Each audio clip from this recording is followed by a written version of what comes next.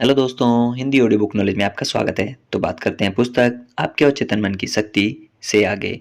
इस पुस्तक के 15वें अध्याय की। अगर इससे पहले के 14 अध्याय आपने नहीं सुने तो भी सुन ले, जिसका लिंक आपको नीचे डिस्क्रिप्शन बॉक्स में मिल जाएगा। तो चलिए दोस्तों, शुरू करते हैं। अध्याय 15वां। अपने अवचेतन मन की शक्ति का उपयोग धन संपत्ति पाने के लिए किस तरह करें। यदि आप हमेशा धन की कमी से ग्रस्त रहते हैं और महीने की अंतिम तारीख तक पहुंचने के लिए भी आपको संघर्ष करना पड़ता है, तो इसका अर्थ है आपने अपने अवचेतन मन को इस बात के लिए आश्वस्त नहीं किया है कि आपके पास हमेशा खर्च करने के लिए पर्याप्त धन रहता है और आप उसमें से कुछ बचत भी करते हैं। आप ऐसे लोगों को जानते हैं जो बहुत कम घंटे काम करते हैं और फिर भी खासा धन कमाते हैं और जीवन का आनंद लेते हैं। वे कड़ी मेहनत या गुलामों के समान काम नहीं करते। सामान्य प्रयासों से ही जीवन बेहतर बनता है। अपनी पसंद का काम करें और इस काम को प्रसन्नता और रोमांच प्राप्त करने के लिए करें। समृद्धि तो मन में होती है। समृद्धि का भाव हर एक व्यक्ति के अवचेतन मन में बसा विश्वास मात्र होता है। केवल मैं अरबपति हूँ कहने भर से आप सचमुच अरबपति नहीं बन जाएंगे। आप समृद्धि के प्रति चेतना का भाव तब विकसित कर पाएंगे जब आप मन में संपत्ति और उसकी बहुतायत के बारे में समझ बनाएंगे, अपनी मानसिकता का निर्माण करेंगे। आपके अदृश्य सहयोगी। अधिकांश लोगों के साथ यह दिक्कत होती है कि उनका अदृश्य सहयोग करने वाला कोई नहीं होता। व्यापार में घाटा हुआ हो, चाहे शेयर मार्केट डूब गया हो या उनके सारे निवेश खत्म हो गए हों, वे अपनी समस्याओं के साथ अकेले ही जूझते हैं और स्वयं को असहाय महसूस करते हैं। इस असुरक्षा का कारण यह है कि वे अपने अवचेतन मन की शक्ति को जगाना नहीं जानते। वे अवचेतन मन की असीम क्षमताओं के बारे में कुछ भी नहीं जानते। एक व्यक्ति जो हमेशा गरीबी की बात सोचता है, वह वास्तविक जीवन में गरीबी से जूझता ही रहता है। इसके विपरीत जिस व्यक्ति का मन धन वैभव के विचारों से भरा रहता है, उसके आसपास वैभव बिखरा रहता है और वह अपनी जरूरतों की पूर्ति बड़ी सहजता से कर लेता है। आप भी संपत्ति प्राप्त कर सकते हैं, अपनी जरूरतों को पूरा कर सकते हैं और खासा हिस्सा बचा भी सकते हैं। आपके शब्दों में वह शक्ति है कि वह आपके मन से गलत विचारों को हटाकर वहां सही विचार भर सकता है। संपत्ति के प्रति जागरूकता उत्पन्न करने की आदर्श विधि। हो सकता है आप इस अध्याय को पढ़ते हुए अपने आप से कह रहे हो, मुझे संपत्ति और सफलता चाहिए। हम ऐसा ही करते हैं। दिन में 3 या 4 बार करीब 5 मिनट संपत्ति सफलता केवल इन शब्दों को दोहराएं। इन शब्दों में चमत्कारी शक्ति है। ये शब्द अवचेतन मन की अद्भुत आंतरिक शक्ति को दिखाते हैं। अपने मन को अपने अंदर छिपी इस शक्ति की ओर निर्देशित करें। इनसे जुड़ी परिस्थितियां और वातावरण स्वयं ही आपके जीवन में निर्मित होने लगेगा। आप यह नहीं कह रहे कि मैं धनवान हूँ, वरन आप अपने अंदर निहित वास्तविक शक्ति के साथ निवास कर रहे हैं।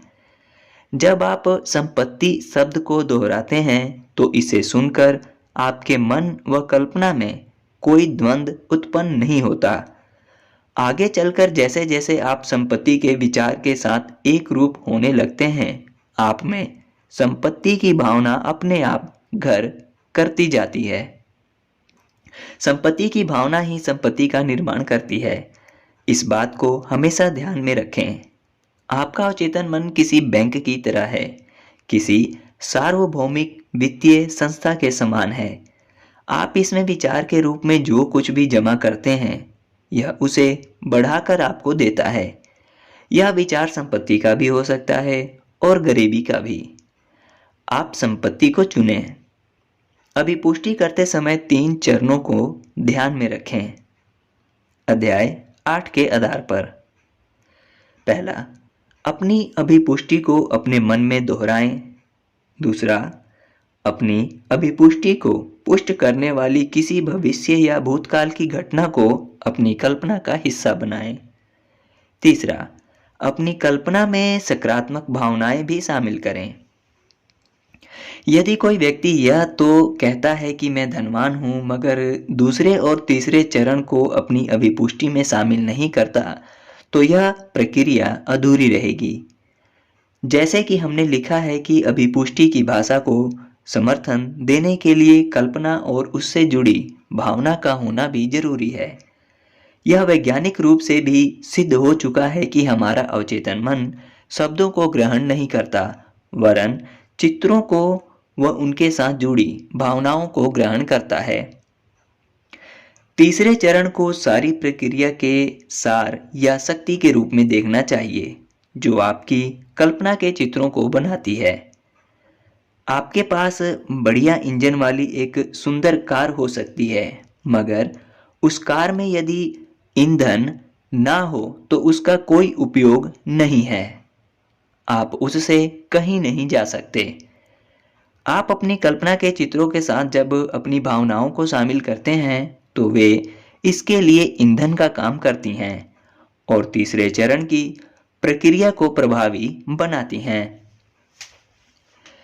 संपत्ति का सच्चा स्रोत। आपके अवचेतन मन में विचारों की कमी कभी नहीं होती।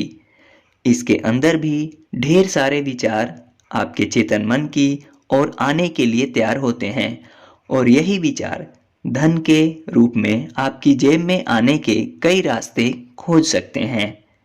यह प्रक्रिया अनवरत हर स्थिति में चलती रहती है, भले ही स्टॉक मार्केट में उतार चढ़ाव आ जाएं या डॉलर की कीमत बढ़ती घटती रहे। आपके धन पर किसी भी बॉन्ड, स्टॉक मार्केट या बैंक के धन का कोई प्रभाव नहीं पड़ता। ये सब आपके लिए केवल संकेत मात्र हैं। भले ही ये उपयोगी हों, मगर हैं तो मात्र संकेत ही। यहाँ मैं यह स्पष्ट करने की कोशिश कर रहा हूँ कि आप अपने अवचेतन मन को इस बात के लिए सहमत करते हैं कि धन आपका है और इसका प्रवाह आपके जीवन में हमेशा बना रहेगा। आप हमेशा और हर परिस्थिति में धनवान बने रहोगे, चाहे यह किसी भी रूप में रहे। संपत्ति की राह में आने वाली सामान्य रुकावट।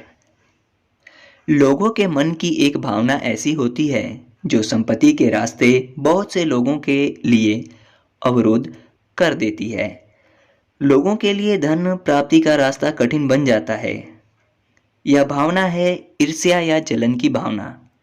उदाहरण के लिए, यदि आपका प्रतिद्वंदी आपके सामने बैंक में एक बड़ी रकम जमा कर रहा हो और आपके पास उसकी तुलना में कम रकम हो, तो क्या आप इस बात पर ईर्ष्या महसूस करेंगे? इस ईर्ष्या की भावना से बाहर आने का एक ही तरीका है कि आप अपने आप से कहें, यह अच्छी बात है, मैं उस व्यक्ति की समृद्धि से खुशी महसूस कर रहा हूँ, उसे अधिक से अधिक धन मिले, मेरी यही कामना है। ईर्ष्या की भावनाओं और विचारों को पोषित करना आपके लिए विनाशकारी हो सकता है, क्योंकि यह आपको नकारात्मक स्थिति में लाकर खड़ा कर देती है। इसके कारण संपत्ति आपकी ओर आने की बजाय आपसे दूर जाने लगती है। यदि आप किसी व्यक्ति की समृद्धि के कारण ईर्ष्या महसूस करते हैं, तो तुरंत उसके लिए अधिकाधिक संपत्ति और समृद्धि की कामना करें। इससे आपके मन के नकारात्मक विचार बेअसर हो जाएंगे और आपके अवचेतन मन के सिद्धांत के अनुसार संपत्ति का एक बड़ा हिस्सा आपकी ओर आने लगेगा। सोएं और धनी बने। जब आप रात को सोने के लिए जाएं, तो यह तरीका अपनाएं। शांत, सहज मन से और भावनाओं का पुट देते हुए संपत्ति शब्द को दोहराएं। ऐसा बार बार करते रहे, जैसे कि आप अपने आप को लोरी सुना रहे हों। उस लोरी में केवल संपत्ति शब्द का ही उच्चारण करें। इस कार्य के परिणाम आपको आश्चर्यचकित कर देंगे। संपत्ति आपके पास प्रचुरता से प्रवाहित होने लगेगी। यह आपके अवचेतन मन की जादुई शक्ति का ही एक और उदाहरण है। अपने आप को अपने मन की शक्ति द्वारा लाभान्वित करें। पहला है, अपने अवचेतन मन की असीम शक्ति के साथ आसान रास्ते से धन बनाने का निर्णय लें। दूसरा, संपत्ति वास्तव में अवचेतन मन का ही दृढ़ विश्वास है। संपत्ति के विचार को अपनी मानसिकता का हिस्सा बनाएं। तीसरा, अधिकांश लोगों के साथ दिक्कत यह होती है कि उनके पास सहयोग के लिए कोई अदृश्य माध्यम नहीं होता। चौथा, सोने से ठीक पहले करीब 5 मिनट तक संपत्ति शब्द का उच्चारण करें। आपका अवचेतन मन इसी संपत्ति को आपके अनुभव में साकार कर देगा। पांचवा, संपत्ति का अनुभव ही संपत्ति को बनाता है, इसे हमेशा ध्यान में रखें। छठा, आपके चेतन और अवचेतन मन में सामंजस्य होना चाहिए। आपका अवचेतन मन उन्हीं बातों को ग्रहण करता है जिन्हें आप सत्य मानते हैं। आपका प्रधान विचार ही आपके अवचेतन मन के द्वारा स्वीकार किया जाता है। आपका प्रधान विचार संपत्ति होना चाहिए, ना कि गरीबी।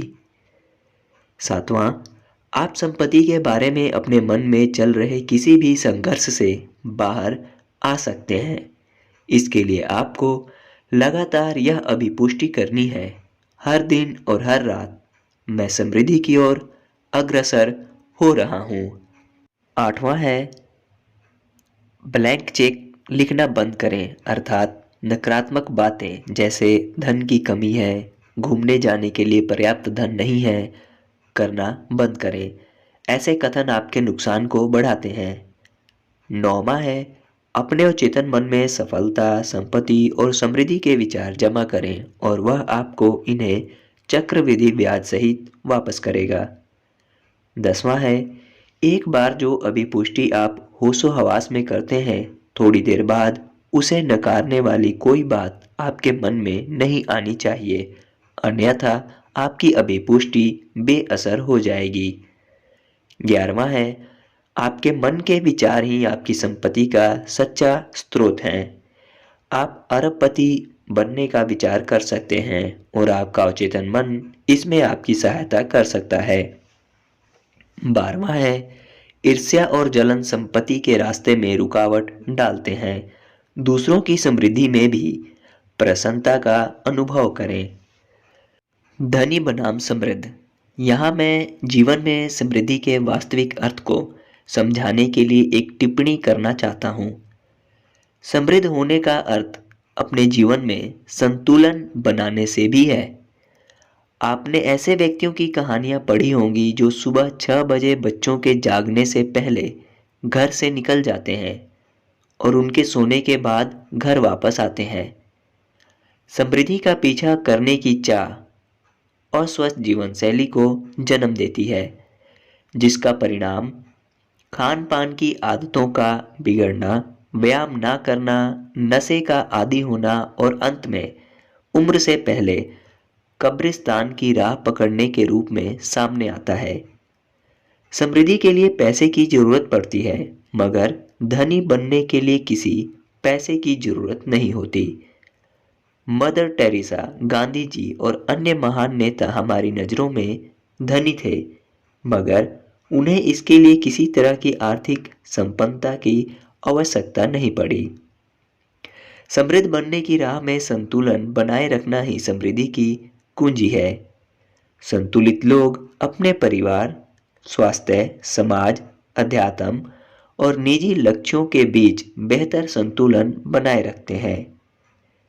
जोसेफसन इंस्टीट्यूट ऑफ एथिक्स के संस्थापक माइकल जोसेफसन लिखते हैं, वस्तुएं जमा करना नशे की वस्तुएं लेने के बराबर ही है।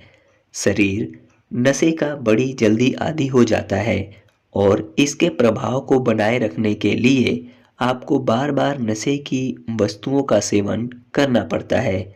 ऐसा ही यौन इच्छा के साथ भी होता है। थोड़े समय तक तो यह मज़ेदार लगता है, मगर बाद में यह सांसारिक बंधन सा बन जाता है। यदि आपको अपनी जान पहचान में आने वाले किन्हीं 5 सबसे अधिक खुशगवार व्यक्तियों के नामों की सूची बनाने को कहा जाए, तो आप देखेंगे कि इस खुशी का उनकी समृद्धि या धन से कोई संबंध नहीं है। जिन लोगों को हम खुश मानते हैं, वे इसलिए खुश नहीं हैं कि उनके पास वह सब है जिसकी वे चाहत रखते थे। वे खुश हैं क्योंकि वे कौन हैं यह वे जान चुके हैं। ओके दोस्तों, इसी के साथ ये वीडियो समाप्त होता है। मिलते हैं आपसे किसी अन्य वीडियो में या इस पुस्तक के अगले अध्याय में। तब तक के लिए धन्यवाद। ध्यान रखें अपना और अपनों का।